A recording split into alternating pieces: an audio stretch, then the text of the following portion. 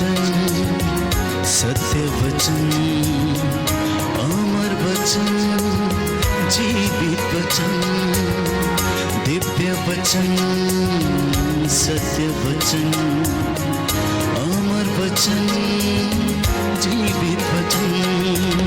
साई दा बामा बनी दा बामा बगरे रे सनी रे सनी रे सनी रे सनी रे सा। दिव्य वचन, सत्य वचन, अमर वचन, जीवित वचन, दिव्य वचन, दिव्य वचन।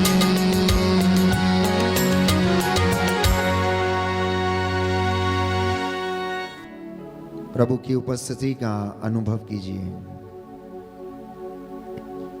उसने कहा, धरती के ऊपर आकाश के नीचे जहां पर दो व्यक्ति एक मत होकर मुझसे कुछ भी मांगेंगे, मेरा नाम लेकर कुछ भी मांगेंगे, मेरा स्वर्गीय पिता उन्हें प्रदान करेगा। लेकिन इसके लिए उन्होंने मत्ती के सुसमाचार अध्याय 17 पद संख्या 20 में कहा, मत्ती का सुसमाचार अध्याय 17 पद संख्या 20, ईसा ने उनसे कहा, अपने विश्वास की कमी के कारण मैं तुमसे ये कहता हूँ, यदि तुम्हारा विश्वास राई के दाने के बराबर भी हो और तुम इस पहाड़ से यह कहो, यहाँ से वहाँ तक हट जा, तो यह हट जाएगा और तुम्हारे लिए कुछ भी असंभव नहीं होगा। और तुम्हारे लिए कुछ भी असंभव नहीं होगा। हालेलुया, हालेलुया। यीशु की स्तुति हो, यीशु की स्तुति हो, यीशु को धन्यवाद, यीशु को धन्यवाद, यीशु की आराधना हो, यीशु की आराधना हो, यीशु की महिमा हो, यीशु की महिमा हो, यीशु को धन्यवाद। यीशु को धन्यवाद। प्रभु यीशु ने कहा, प्रभु यीशु ने कहा, यदि तुम्हारा विश्वास यदि तुम्हारा विश्वास राई के दाने के बराबर भी हो राई के दाने के बराबर भी हो, और तुम इस पहाड़ से यह कहो, और तुम इस पहाड़ से यह कहो, यहाँ से वहाँ तक हट जा, यहाँ से वहाँ तक हट जा, तो ये हट जाएगा तो यह हट जाएगा और तुम्हारे लिए और तुम्हारे लिए कुछ भी असंभव नहीं होगा। कुछ भी असंभव नहीं होगा। हालेलुया, हालेलुया, हालेलुया, हालेलुया, हालेलुया। हालेलुया। प्रियजनों, विश्वास एक विश्वासी के जीवन में सबसे महत्वपूर्ण चीज है। यदि हमारी जिंदगी में विश्वास की कमी है तो हम हर स्तर पे अपनी जिंदगी में धोखा खाते रहेंगे। हमारे विश्वास की कमी के कारण हम कुछ भी काम करने में असमर्थ रहेंगे। तो विश्वास की जब हम बात करते हैं प्यारे भाइयों और बहनों, तो यीशु मसीह ने यह स्पष्ट किया कि अगर तुम्हारा विश्वास राई के दाने के बराबर हो। आप लोग जानते हैं कि राई के दाने की विशेषता क्या है। यीशु और किसी चीज का भी उदाहरण दे सकते थे, लेकिन उनकी टीचिंग्स बहुत ज्यादा अलग थी। उनकी भाषा शैली, उनका समझाने का तरीका और दिन प्रतिदिन में रोजमर्रा की जिंदगी से कुछ उदाहरणों को लेना और उन्हीं के माध्यम से लोगों को समझाना, ये उनकी टीचिंग का एक हिस्सा था। वो साधारण लोगों से बात किया करते थे। वो ऐसे लोगों से बात किया करते थे जो अधिकांशतः अनपढ़ और ना समझ हुआ करते थे, जो बहुत बड़े रहस्यों को समझने में असमर्थ थे। इसलिए यीशु मसीह अपनी सेवकाई के दौरान उनके इस्तेमाल की जाने वाली चीजों में से ही उदाहरण लेकर उन्हें समझाते थे। और मत्ती के सुसमाचार अध्याय 17 पद संख्या 20 में हम पढ़ते हैं कि यीशु ने उनसे कहा कि यदि तुम्हारा विश्वास राई के दाने के बराबर हो और तुम इस पहाड़ से यह कहो कि तू यहां से वहां तक हट जा, तो वह हट जाएगा। यह वाकया उस समय का है जब एक बाप अपने बेटे को यीशु के शिष्यों के पास लेकर आया, जैसे मिर्गी का दौरा पड़ा करता था, लेकिन वो उसे चंगा नहीं कर पाए। तो ईसा ने कहा, अविश्वासी और दुष्ट पीढ़ी, मैं कब तक तुम्हारे साथ रहूं, कब तक तुम्हें सहता रहूं, उस लड़के को ले आओ। ईसा ने अबदूत को डांटा और वह लड़के से निकल गया। वह लड़का उसी क्षण उसी घड़ी चंगा हो गया। बाद में शिष्यों ने एकांत में ईसा के पास आकर पूछा कि हम लोग उसे क्यों नहीं निकाल सके। तो ईसा ने उनसे कहा, अपने विश्वास की कमी के कारण। कई बार हमारी जिंदगी में चमत्कार नहीं होते हैं या हम नहीं देख पाते हैं अपने विश्वास की कमी के कारण। बहुत बार हम अपने जीवन में सफल नहीं हो पाते हैं अपने विश्वास की कमी के कारण। अधिकांशतः हम परमेश्वर के अनुग्रह को महसूस नहीं कर पाते अपनी जिंदगी में, वो इसलिए क्योंकि हमारे विश्वास में कमी है। तो प्रभु यीशु ये कहते हैं, राई के दाने के बराबर विश्वास, छोटा सा विश्वास। भले ही आपका विश्वास छोटा है, लेकिन आपकी सोच परमेश्वर में बड़ी होनी चाहिए।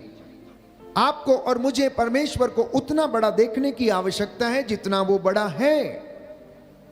वो उतना बड़ा नहीं है जो आपके घर के ऑल्टर में वो समा जाए। नहीं प्यारे भाइयों और बहनों, यशायाह नबी का ग्रंथ अध्याय 66 पद संख्या 1 और उससे आगे कहता, आकाश मेरा सिंहासन है, पृथ्वी मेरा पावदान है, तुम मेरे लिए कौन सा घर बनाओगे।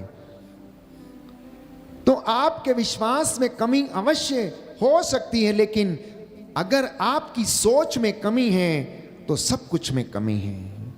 हम अपनी सोच को उतना बड़ा रखें, परमेश्वर के विषय में उतना बड़ा सोचें जितना बड़ा वो है, जितने बड़े काम वो कर सकता है। और मैं आपको विश्वास दिलाता हूं कि परमेश्वर आपकी जिंदगी में हर उस बात को पूरा करेगा जिसके लिए आप मन्नतें लेकर उसके चरणों में आते हैं। बोलिए आमेन, आमीन, हालेलुया, हालेलुया। यीशु की स्तुति हो, यीशु की स्तुति यीशु हो, को धन्यवाद। यीशु को धन्यवाद। स्तोत्रकार कहता है, स्रोतकार कहता है, अध्याय 125 अध्याय पद 125 संख्या 1, पद संख्या 1, जो प्रभु पर भरोसा रखते हैं जो प्रभु पर भरोसा रखते वे हैं, सियोन पर्वत के सदृश हैं, वे सियोन पर्वत के सदृश जो हैं, अटल है, जो अटल है, सदा सर्वदा बना रहता है। सदा सर्वदा बना रहता है। हालेलुया। हालेलुया। प्रभु का वचन कहता है, प्रभु का वचन कहता है, यशायाह नबी का ग्रंथ यशायाह नबी का ग्रंथ अध्याय 7 अध्याय पद 7 संख्या 9, पद संख्या 9, यदि तुम्हारा विश्वास दृढ़ नहीं है यदि तुम्हारा विश्वास दृढ़ नहीं है तो तुम निश्चय ही विचलित हो जाओगे। तो तुम निश्चय ही विचलित हो जाओगे। हालेलुया, हालेलुया, हालेलुया। हालेलुया। तो मैंने कहा, परमेश्वर को उतना बड़ा देखना, उसके विषय में उतनी बड़ी सोच रखना जितना बड़ा वो है, और आप अपनी जिंदगी में चमत्कार देखेंगे। बाइबल हमें यूं बताती है इब्रानियों के पत्र में कि यदि आपका विश्वास कमजोर है और आप में विश्वास की कमी है तो आप ईश्वर के दर्शन नहीं कर सकते। यदि विश्वासी में पवित्रता की कमी है तो भी वह परमेश्वर के दर्शन नहीं कर सकता है। तो विश्वास के साथ साथ पवित्रता का होना अत्यंत आवश्यक है। जब एक विश्वासी विश्वास करने लग जाता है तो उसे पवित्रता में रहने की भी आवश्यकता है, ताकि परमेश्वर आपकी और मेरी जिंदगी में कार्य करे। इसलिए योशुआ ने लोगों से कहा कि तुम आज अपने आप को पवित्र करो और कल परमेश्वर तुम्हारी आंखों के सामने चमत्कार करेगा। इसलिए कई मर्तबा मैंने आपसे पूछा और अपने आप से भी पूछता हूं कि क्या आप चमत्कार देखना चाहते हैं? क्या आप अपनी नंगी आंखों से चमत्कार देखना चाहते हैं? तो इस वचन को रिसीव करना, आज का ये वचन आपकी जिंदगी बदल देगा। योशुआ ने इजराइलियों से कहा कि तुम आज अपने आप को शुद्ध करो, पवित्र करो, अपने पापों के लिए प्रायश्चित करो, गुनाहों के लिए तौबा करो, और कल परमेश्वर तुम्हारी आंखों के सामने चमत्कार करेगा। हालेलुया, हालेलुया। यीशु की स्तुति हो, यीशु की स्तुति यीशु हो, को धन्यवाद, यीशु को धन्यवाद, यीशु की आराधना हो, यीशु की आराधना यीशु हो, की महिमा हो, यीशु की महिमा हो, यीशु को धन्यवाद। यीशु को धन्यवाद। हालेलुया, हालेलुया, हालेलुया। हालेलुया। एक सच्चा मसीह कौन है? Who is a true Christian? एक सच्चा विश्वासी कौन है? देखिए, मसीह तो बहुत लोग हैं लेकिन विश्वासी कम हैं। मसीह तो बहुत लोग हैं लेकिन विश्वासी कम हैं। विश्वासियों की कमी है, क्योंकि विश्वासी वो है जो अपने विश्वास को जीता है। विश्वासी वो है जो अपने विश्वास के अनुसार परमेश्वर पर भरोसा रख के आगे बढ़ता है। एक विश्वासी मसीही ईश्वर के हाथ में कलम के समान है। वो ईश्वर के हाथ में एक ऐसा मुख है जिसके द्वारा वो अपने वचनों को लोगों तक पहुंचाता है। एक विश्वासी और ईसाई एक गरीब के लिए, प्यारे भाइयों और बहनों, उसकी ऐसी परिस्थितियों में एक सहारा है जिसमें कि वो स्वयं अपने आप में कुछ नहीं कर सकता है। एक विश्वासी मसीह एक गरीब व्यक्ति की जीवन में, उसकी विषम परिस्थितियों में ये वो सहारा है जो परमेश्वर की ओर से डिवाइन हेल्पर के रूप में भेजा जाता है। क्योंकि एक विश्वासी परमेश्वर से बात करता है और परमेश्वर के साथ बात करने के साथ साथ जब वो सेवा करता है, जब वो लोगों के जीवन में काम आता है या उनकी देखभाल करता है, तो वो उनसे भी परमेश्वर की ओर से बातें करता है। हमारा सबसे बड़ा वरदान हमारी जिंदगी में ये है, गरीब, लाचार, शोषित हमारे साथ रहते हैं, क्योंकि यीशु ने कहा अगर तुम किसी एक व्यक्ति को जो छोटे से छोटा ठंडा पानी भी पिलाते हो, एक गिलास पानी भी पिलाते हो, तो वो काम तुम मेरे लिए करते हो। कहता है मुझसे मिलना चाहते हो तो मुझे इन लोगों में देखो जो तिरस्कृत हैं, शोषित हैं, दरिद्र हैं, गरीब हैं, लाचार हैं, मारे मारे फिरते हैं, बीमार हैं, रोग शैया पर हैं। इसलिए जब न्याय का दिन आएगा तो वो कहेगा कि देखो मैं बीमार था, तुम मिलने नहीं आए, तुमने मुझे ठंडा पानी नहीं पिलाया, मैं नंगा था, मेरे तन पे वस्त्र नहीं थे, तुमने मुझे वस्त्र नहीं पहनाए, मैं बंदी था और तुम मुझे भेंट करने नहीं आए। श्रापितो मुझसे दूर हटो, मैं तुम्हें नहीं जानता हूं। लेकिन मेरे प्रभु के कृपा पात्रों, आओ और मेरे राज्य में प्रवेश करो, आओ और मेरी मेज पर बैठो, मेरे साथ बैठो और खाओ और पियो। क्यों? क्योंकि जब मैं नंगा था तब तुमने मुझे पहनाया, जब मेरे तन पर वस्त्र नहीं थे तब तुमने मेरे शरीर को ढका, जब मैं भूखा था तुमने मुझे खिलाया, जब मैं प्यासा था तो तुमने मुझे पानी पीने को दिया, मैं बंदी था और तुम मुझसे मिलने के लिए आए।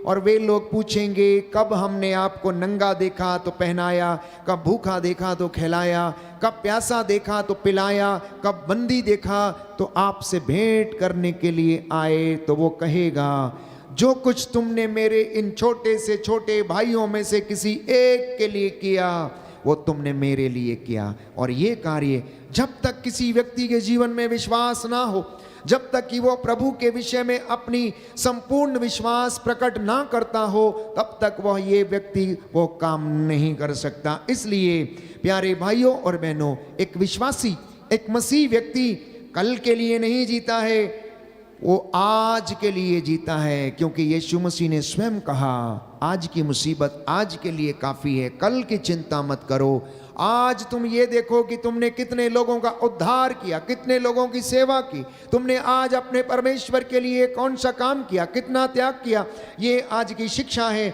So Christian lives just for a day, yesterday is gone and tomorrow is never mine।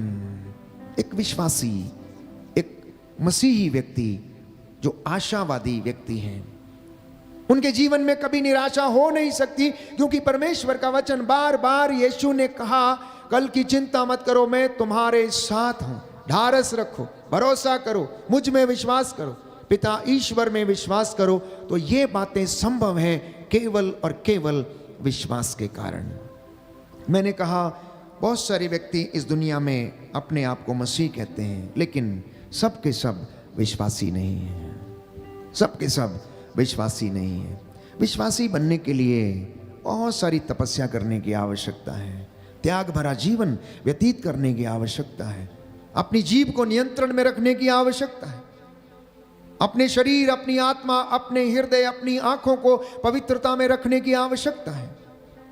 क्योंकि एक विश्वासी तभी सच्चा हो सकता है जब वो चीजों को साधारण लोगों से कहीं ज्यादा अधिक बड़ा देखता है।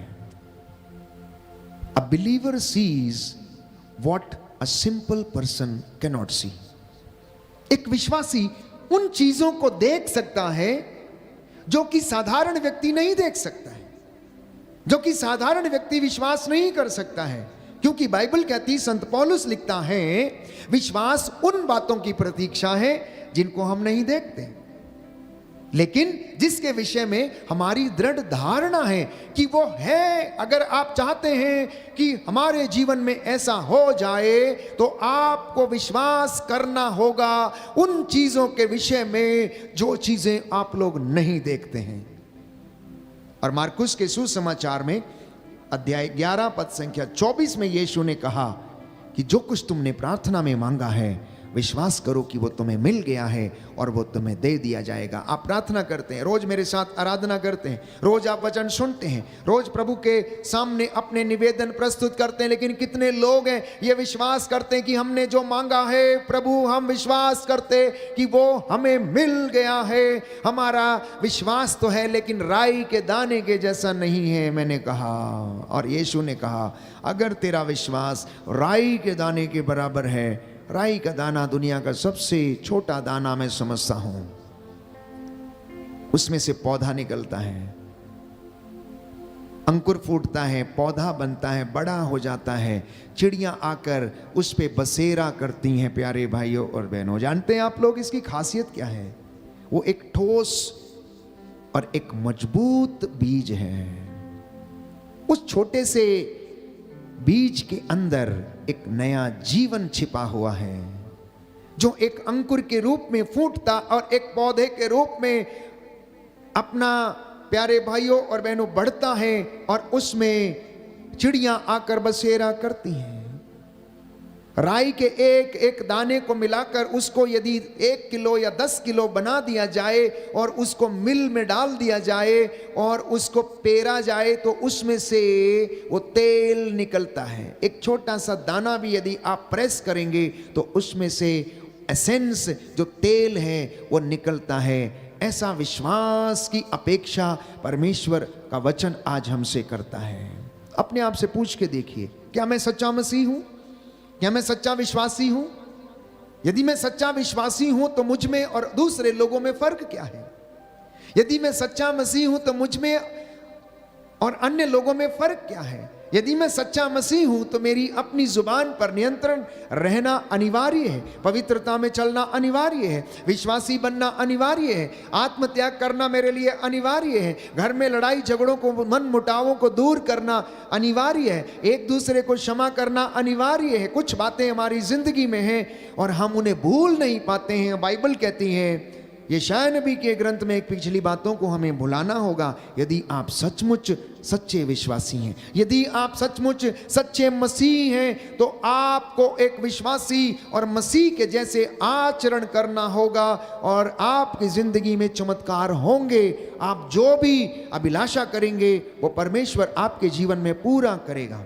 हालेलुया, हालेलुया। यीशु की स्तुति हो, यीशु की स्तुति यीशु हो, को धन्यवाद, यीशु को धन्यवाद, यीशु की आराधना हो, यीशु की आराधना हो, यीशु की महिमा हो। यीशु की महिमा हो। यीशु ने कहा, यीशु ने कहा, योहन का सुसमाचार योहन का सुसमाचार अध्याय 11 अध्याय पद 11 संख्या 40, पद संख्या 40, क्या मैंने तुमसे ये नहीं कहा क्या मैंने तुमसे यह नहीं कहा कि यदि तुम विश्वास करोगी कि यदि तुम विश्वास करोगे तो ईश्वर की महिमा देखोगी। तो ईश्वर की महिमा देखोगे। हालेलुया, हालेलुया, हालेलुया। हालेलुया। योहन का सुसमाचार योहन का सुसमाचार अध्याय 14 अध्याय पद 14 संख्या 12, पद संख्या 12, मैं तुम लोगों से सच कहता हूँ, मैं तुम लोगों से सच कहता जो हूँ, मुझ में विश्वास करता है जो मुझ में विश्वास करता वह है स्वयं वह कार्य करेगा वह स्वयं वह कार्य करेगा जिन्हें मैं करता हूँ, जिन्हें मैं करता हूँ, वह उनसे भी महान कार्य करेगा, वह उनसे भी महान कार्य करेगा, क्योंकि मैं क्योंकि पिता मैं के पास पिता के जा पास रहा हूँ। जा रहा हूँ। आमीन, आमीन, आमीन। आमीन। ये प्रभु यीशु के वचन है। मैं तुमसे सच कहता हूं, मैं तुमसे सच कहता हूं, जो मुझ में विश्वास करता, मेरे कलाम पर विश्वास करता, मेरे वचन पर विश्वास करता है, जैसा मैंने कहा वैसा करता है, मेरी आज्ञाओं का पालन करता है, मुझसे प्रेम करता तो वो मुझ में बना रहता है। और इतना ही नहीं, जो काम मैं करता हूं वो सारे काम कहता है वो करेगा। और इतना ही नहीं, मुझसे भी महान और बड़े काम करेगा, क्योंकि मैं पिता के पास जा रहा हूं। क्या आप महान काम करना चाहते हैं? क्या आप चमत्कार देखना चाहते हैं? क्या आप रोगी पर हाथ रखें और रोगी चंगे हो जाएं? ऐसा करना चाहते हैं तो प्रभु में विश्वास करना, पवित्रता में रहना, प्रायश्चित करना, गुनाहों के लिए तौबा करना और मांगना। क्योंकि यीशु ने कहा मत्ती के सुसमाचार अध्याय 7 पद संख्या 7 में, जो पहला स्तर विश्वास का है, मांगना। प्यारे भाइयों और बहनों, मांगो और तुम्हें दिया जाएगा, खटखटाओ और तुम्हारे लिए खोला जाएगा, ढूंढो और तुम्हें मिल जाएगा। बहुत सारे लोग मांगते हैं लेकिन विश्वास नहीं करते हैं। मांगते तो हैं, विश्वास नहीं करते हैं। सोचते हैं हो जाएगा, प्रार्थना करके आए हैं, चले देखते हैं क्या होगा, देखते हैं, चलो होगा तो ठीक है, नहीं तो कोई बात नहीं, प्रभु के हाथों में सौंप दिया है। इस तरीके के विचार लेकर लोग आगे बढ़ते हैं। और बाइबल ये कहती है, जो कुछ तुमने प्रार्थना किया, आज तुमने क्या प्रार्थना किया, आज इस वक्त आप क्या कर रहे हैं? कुछ लोग हैं जो संतान के लिए प्रार्थना कर रहे हैं, कुछ लोग हैं जो रोग शैया से उठ जाएं, वो इसलिए प्रार्थना कर रहे हैं। प्यारे भाइयों और बहनों, जो आपने मांगा है उसके लिए जाकर धन्यवाद करना, ये हमारी प्रार्थना होनी चाहिए। आप में से बहुत सारे लोग मेरे साथ ऑनलाइन प्रार्थना में जुड़े हुए हैं, निवेदन भेज रहे हैं लगातार, कट कट कट कट, एक के बाद एक कोई निवेदन टाइप कर रहे हैं। लेकिन क्या आपको विश्वास है कि ये पूरा होगा? शायद आपको कम विश्वास है। क्या आप सोचते हैं पता नहीं होगा या नहीं होगा, चलो डॉक्टर के पास चलते हैं, एक डॉक्टर नहीं दूसरा बदलते हैं, जरूरी है आप बदलिए, जाइए दिखा लीजिए, कोई बात नहीं, लेकिन आपके मन में ये विश्वास होना चाहिए कि प्रभु मैंने आपसे ये मांगा है, मैं विश्वास करता हूं कि जो मांगा मुझे मिल गया है। और प्रभु कहता तुम्हें दिया जाएगा, उसके लिए धन्यवादित होना, ये सबसे बड़ी बात है। प्रार्थना के बाद धन्यवाद करना, प्रार्थना के बाद दिन रात धन्यवाद करना कि प्रभु मैं विश्वास करता हूं कि मैंने जो मांगा था आपने मेरी जिंदगी में पूरा किया है, आपने मेरी जिंदगी में पूरा किया। और आने वाले दिनों में आप देखेंगे कि आपकी जिंदगी में वो काम पूरे होंगे, बड़े से बड़े काम आप लोग देखेंगे प्यारे भाइयों और बहनों। क्योंकि बाइबल ये कहती है, ईसा ने उत्तर दिया, मार्था को उत्तर दिया, क्या मैंने तुमसे ये नहीं कहा कि यदि तुम विश्वास करोगी तो ईश्वर की महिमा देखोगी? मैंने कहा मसीह तो बहुत हैं लेकिन विश्वासी थोड़े हैं। शायद आज हमें मसीह व्यक्ति से ज़्यादा विश्वासी व्यक्ति बनने की आवश्यकता है, विश्वासी व्यक्ति बनने की आवश्यकता है। अपने मन को टटोल कर देखिए, अपने विश्वास को टटोल कर देखिए। क्या आप मुझे अपना विश्वास दिखा सकते हैं? क्या आप मुझे अपना विश्वास दिखा सकते हैं? यदि आप मुझसे पूछें कि आप अपना विश्वास दिखाइए, तो शायद मैं आपको अपना विश्वास ना दिखा पाऊं। इसलिए संत पौलुस कहता है, कर्म के अभाव में विश्वास निर्जीव है। तो अगर कोई विश्वास करता है तो उसके कर्म भी विश्वास के अनुसार चलने होने चाहिए, वचन के अनुसार होने चाहिए। और यीशु ने कहा, अगर कोई व्यक्ति ये कहता है कि मैं तुमसे प्रेम करता हूं, मैं परमेश्वर से प्रेम करता हूं, लेकिन मेरी आज्ञाओं पर नहीं चलता, तो वो झूठ बोलता है, वो झूठ बोलता है।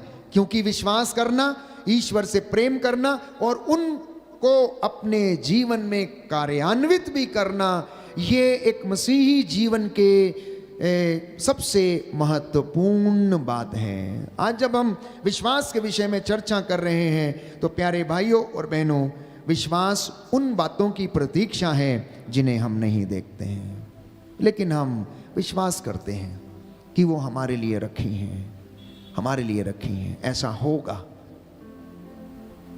जब हम इन बातों को सोचकर इस वचन को विश्वास करते और ग्रहण करते हैं, तब आप और मैं अपनी जिंदगी में उन चमत्कारों को देख सकते हैं। तो कौन से बातें हमारी जिंदगी में इस विश्वास को व्यक्त कर सकती हैं? हमारा जो विश्वास है इसको 4 भागों में बांटा जा सकता है। You can divide faith into 4 parts. और सबसे पहला विश्वास है व्यक्त करना, प्रोफेस्ड फेथ। एक व्यक्ति आता है और अपने विश्वास की अभिव्यक्ति करता है और चला जाता है। कैसे? जैसे कि प्रेरितों का धर्मसार हमने बोल दिया, या फिर अपना बिलीफ सिस्टम कुछ भी है, आपने प्रार्थना बोली, याद कर विनती बोली, हे पिता हमारे बोला, प्रणाम मरिया बोला और चला गया, और आप उससे संतुष्ट हैं। ये एक प्रकार का विश्वास है। औपचारिकता पूरी कर ली और हो गया। दूसरा, सेलिब्रेटेड फेथ। सेलिब्रेटेड फेथ का मतलब है अपने विश्वास को अब मनाना। How you celebrate your faith, जो आपने प्रोफेस किया है, जो विश्वास के विषय में अभी अभी आपने अभिव्यक्ति की है कि मैं कलीसिया पर, पवित्र कैथोलिक कलीसिया पर मैं विश्वास करता हूं, मैं जिंदों और मुर्दों के न्याय पर विश्वास करता हूं, मैं ये विश्वास करता हूं कि यीशु मसीह जिंदों और मुर्दों का न्याय करने के लिए आएगा। अब उसको मनाया जाना चाहिए। हाउ? सैक्रमेंट के रूप में, संस्कारों के माध्यम से। जब हम संस्कारों में भाग लेते हैं, पवित्र यूकरिस्त में हम भाग लेते हैं, पवित्र संस्कार में, पाप स्वीकार संस्कार में जाकर हम भाग लेते हैं, उसको ग्रहण करते हैं, तो अपने उस विश्वास की अभिव्यक्ति को कार्यान्वित करते हैं। We execute our faith into our day to day life through sacrament.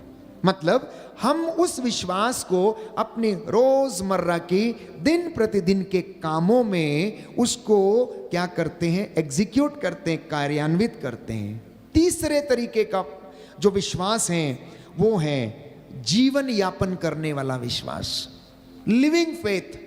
अपने विश्वास को जीना।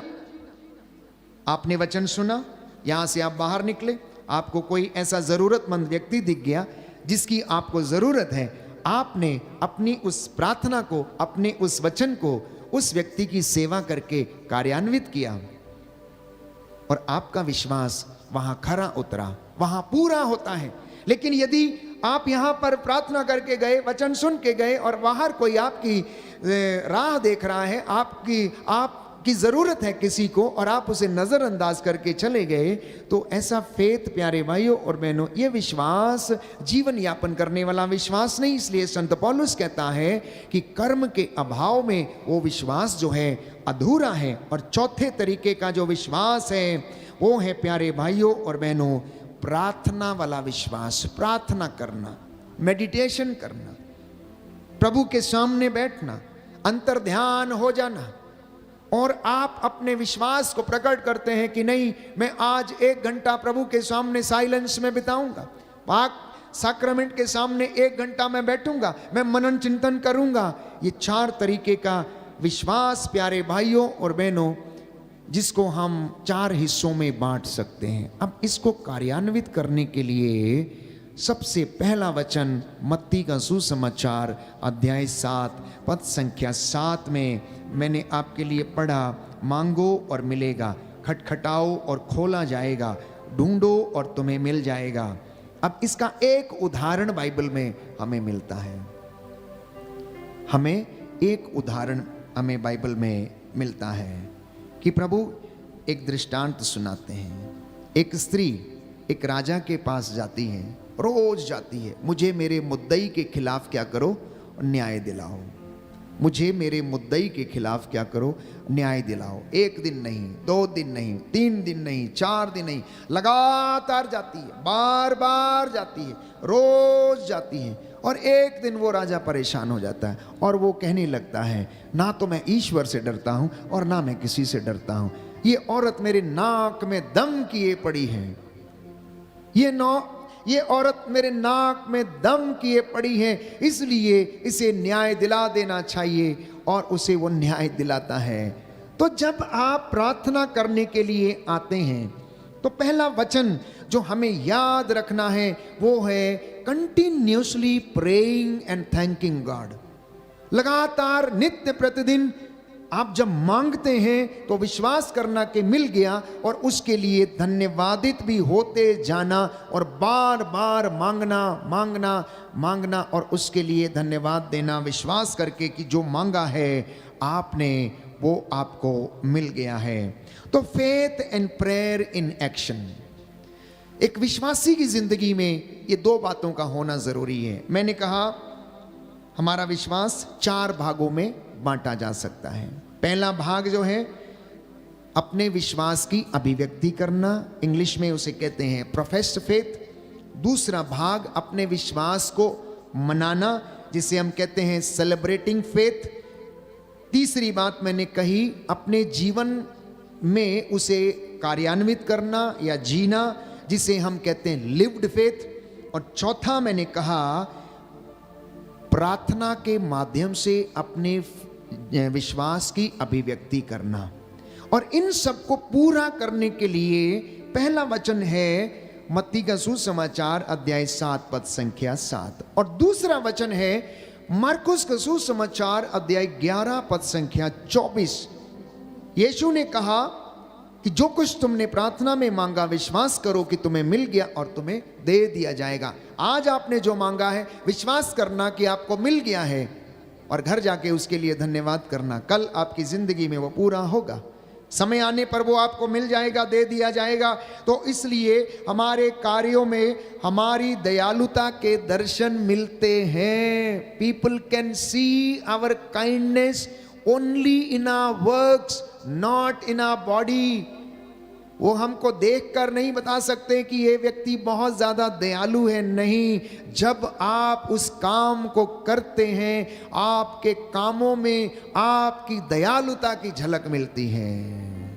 आपके कामों में आपकी दयालुता की झलक मिलती है। People see your kindness in your actions, people see your kindness in your actions.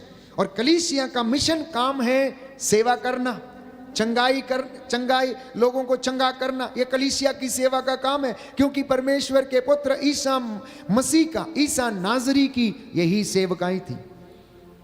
अपदूतों से लोगों को आजाद करना, लोगों को चंगाई देना, उनको सुसमाचार सुनाना, दरिद्रों को उनके लिए अनुग्रह का वर्ष घोषित करना, बंदियों को रिहा करना, अबदूतों से उनको आजाद करना, ये उनकी सेवकाई थी। तो कलीसिया कैसे भूल सकती है कि उनकी सेवकाई है लोगों को सुसमाचार सुनाना कि परमेश्वर आपसे प्रेम करता है, परमेश्वर दयालु है, परमेश्वर सहज द्रवित हो जाता है, परमेश्वर पापियों को क्षमा करता है।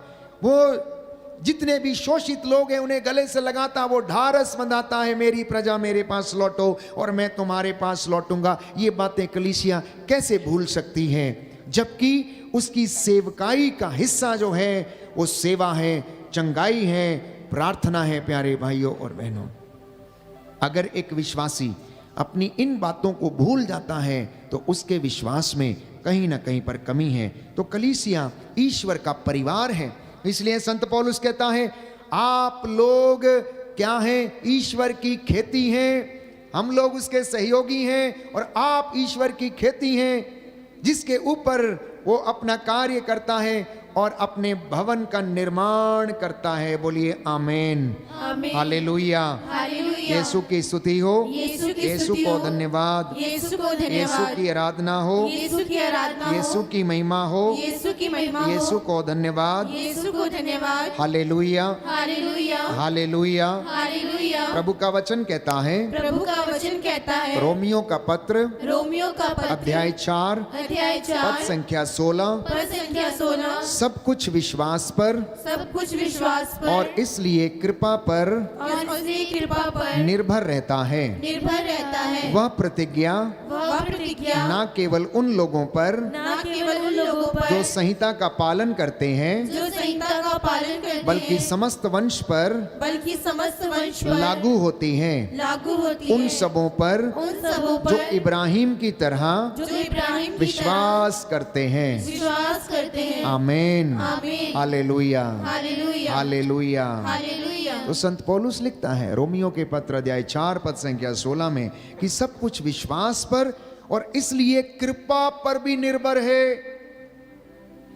वह प्रतिज्ञा ना केवल उन लोगों के लिए जो संहिता का पालन करते, परंतु उन लोगों के लिए भी है जो इब्राहिम की तरह निराशाजनक परिस्थिति में भी आशा के साथ विश्वास रखकर आगे बढ़ते हैं। ये ईश्वर की कृपा उन व्यक्तियों के लिए भी लागू है, उन व्यक्तियों के लिए भी लागू है। इसलिए प्रियजनों, आज का जो वचन हम सुन रहे हैं, यदि मैं आपसे कहूं कि आप मुझे अपना विश्वास दिखाइए तो नहीं दिखा सकते हैं, और ना ही आप विश्वास को खरीद कर ला सकते हैं।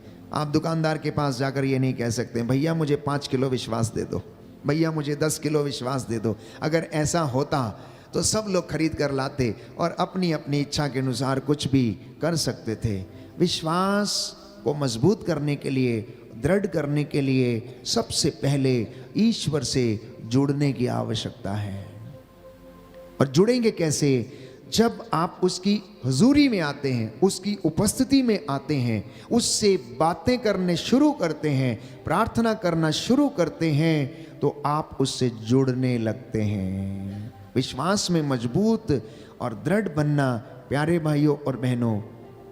दूसरी बात है आत्मत्याग और पवित्रता का जीवन जीना। तीसरी बात है परमेश्वर का वचन लगातार सुबह शाम पढ़ना और उसे अपने जीवन में कार्यान्वित करना। What ever you read in the word of God you should execute every day in your life. अपने जीवन में उस पवित्र वचन को रोज कार्यान्वित करें जो वचन आप पढ़ते हैं। और चौथी बात है प्यारे भाइयों और बहनों, एक दूसरे को क्षमा करके एक दूसरे से प्रेम करना सीखें और सहनशील बने। पांचवी बात है अपनी जीभ पर नियंत्रण रखें और प्रभु से कहें कि प्रभु मेरे होठों पर पहरा बिठाइए ताकि मेरे मुख से ढिठाई के शब्द ना निकलें। और मैं आपको विश्वास दिलाता हूँ कि आप प्रभु में विश्वास में बढ़ने लगेंगे और उसका रूह का ताज़ा अभिषेक और मसा आपकी ज़िंदगी में काम करने लगेगा। ये कठिन ज़रूर है लेकिन असंभव नहीं है, क्योंकि ये ईश्वर की कृपा पर निर्भर करता है।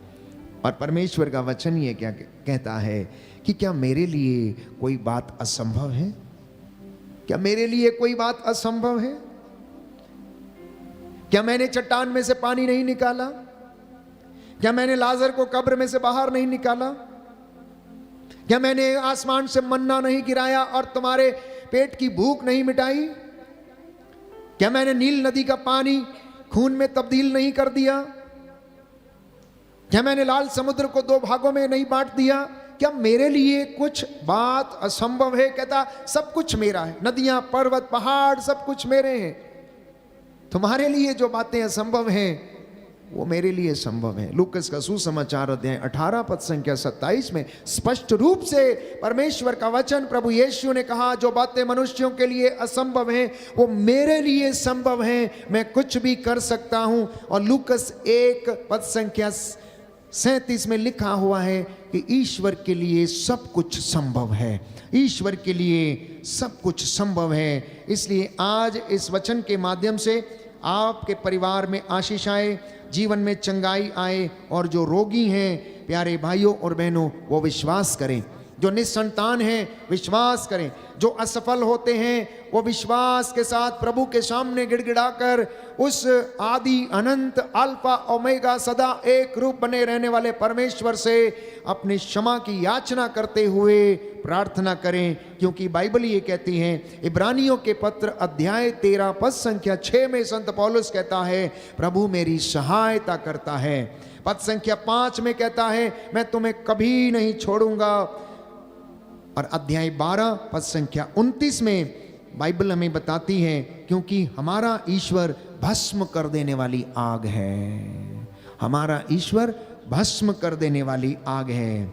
इसलिए ईश्वर ने चाहा कि ईसा अपना रक्त बहाए और प्रायश्चित करे आप लोगों के लिए, जिससे कि आप उसके द्वारा आशीष प्राप्त करके ईश्वर की कृपा के पात्र बन जाएं। यूहन्ना का पहला पत्र अध्याय 5 पद संख्या 10 बाइबल हमें बताती है कि जो ईश्वर के पुत्र में विश्वास करता है उसके हृदय में ईश्वर का साक्ष्य विद्यमान है। बोलिए आमेन। आमीन। दाहिना हाथ उठाकर अंगीकार करेंगे। हालेलुया, हालेलुया, हालेलुया, हालेलुया। यीशु की स्तुति हो। यीशु की स्तुति हो। संत योहन का पहला पत्र संत योहन का पहला पत्र अध्याय 5 अध्याय पद 5 संख्या 10। पद संख्या 10। जो ईश्वर पुत्र में जो ईश्वर पुत्र में विश्वास करता है विश्वास करता उसके है हृदय में उसके हृदय में ईश्वर का साक्ष्य ईश्वर का साक्ष्य विद्यमान है। विद्यमान है। हालेलुया। हालेलुया। जो यह विश्वास करता है जो यह विश्वास कि करता है ईसा ही मसीह है, कि ईसा ही मसीह है, वह ईश्वर की संतान है। वह ईश्वर की संतान है। जो जन्मदाता को प्यार करता है जो जन्मदाता को प्यार करता है वह उसकी संतान को भी प्यार करता है। वह उसकी संतान को भी प्यार करता है। हालेलुया, हालेलुया, हालेलुया। हालेलुया। तो प्यारे भाइयों और बहनों, जो जन्मदाता को प्यार करता है वो उसकी संतान को भी प्यार करता है। इसलिए प्रभु से अपनी जिंदगी के लिए मशवरा करें, उससे पूछें कि प्रभु मेरे जीवन के विषय में बता। मैं अपने जीवन की आधी उम्र तय कर चुका हूँ, मेरे जीवन में कोई कमी घटी रह गई है तो मुझे क्षमा कर।